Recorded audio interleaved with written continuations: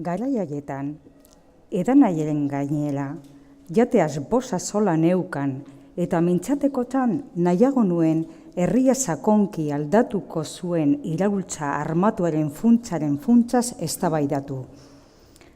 Mutil xifritua begira segoki dala ikustean argatik inkietatu nintzen. Zer da? Hormona sasi oilaskoa ala? Ardikia da sosoa. Eta guztia bota nuen, disgustuz eta errabiaz mailaren erdira. Artean, apesak eta beretarrak ziliportatuz.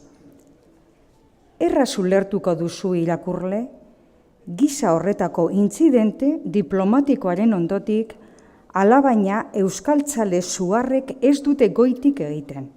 Batez ere, Joangoikoaren zerbitzaren papora. Mutilak enez horrien azka okatzen bakarrik abandonatu ninduela.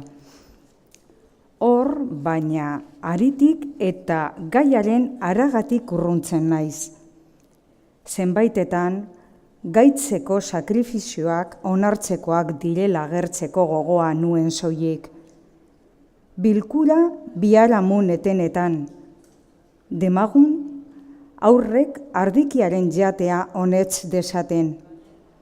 Halako batean, ez dakit zein estrenaren ondotik, kongeladorean atxiki xungo serra mee haien eguerdiko berotzea erabaki nuen.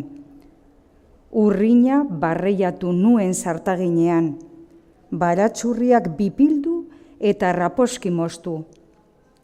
Egunkari ostoz, estali kozina maila. Espelatako piper gorri errautza eta soko batean neuskan bentux maldako gozagarriak atera nituen. Oliola, estiki burbuiaka ari zen eta atorra arrabiaturik, herri urratzen erosi taulierretxinekoa soinean, zuaren parean plantatu nintzen, deblauki, deliberatuki eta kuraiez beterik, goizaren erdia, maiteren sukalde arauen liburuaren bila debalde egatu nuela ahanzten saiatuz.